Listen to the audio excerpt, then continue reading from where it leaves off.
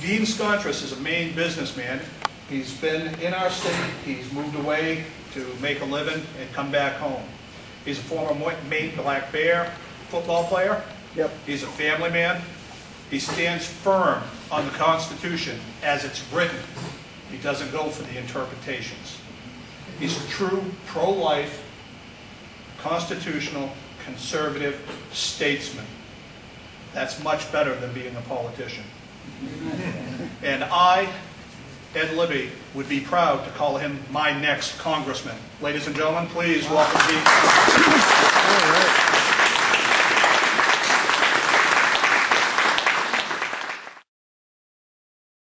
I went to Trape Academy. I grew up in Kittery, went to the public school systems, and my first passion in life was football, basketball, baseball. If I could run it, throw it, catch it, I was doing it.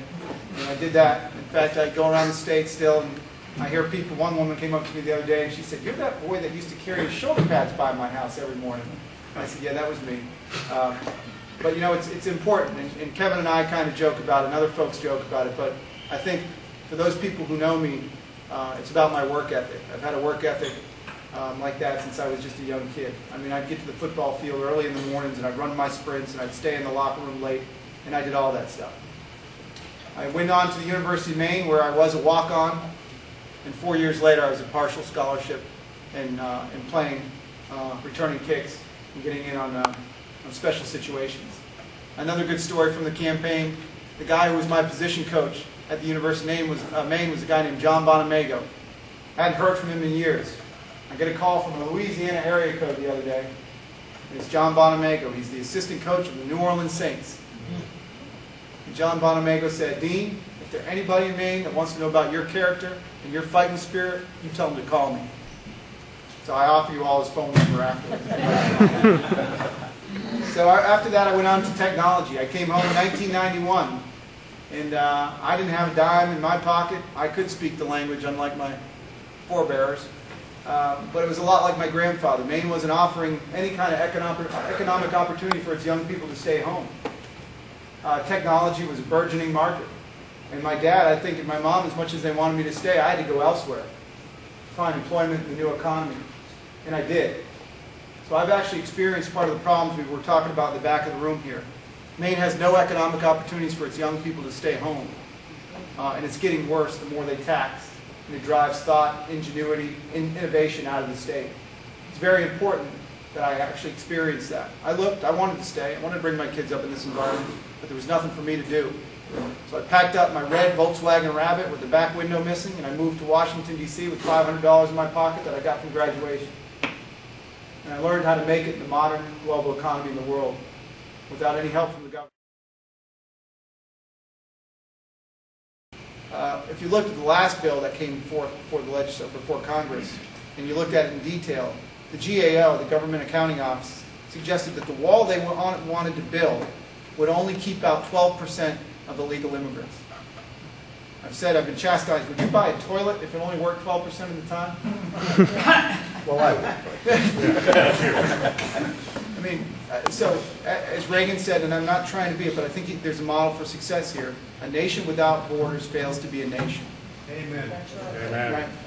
So you've got to have a wall that works. And coming from a technology background, and knowing what Israel's done to keep out suicide bombers in Israel, and they've done it effectively, we can build a fence, we can build a wall that's humane, that keeps people out 99% of the time.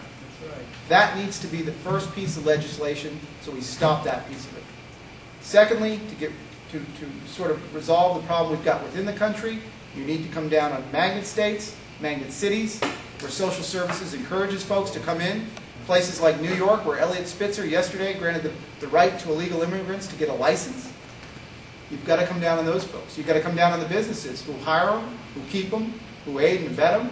I won't vote for anything that's amnesty. I won't vote for anything that's like it until the wall and the border is enforced.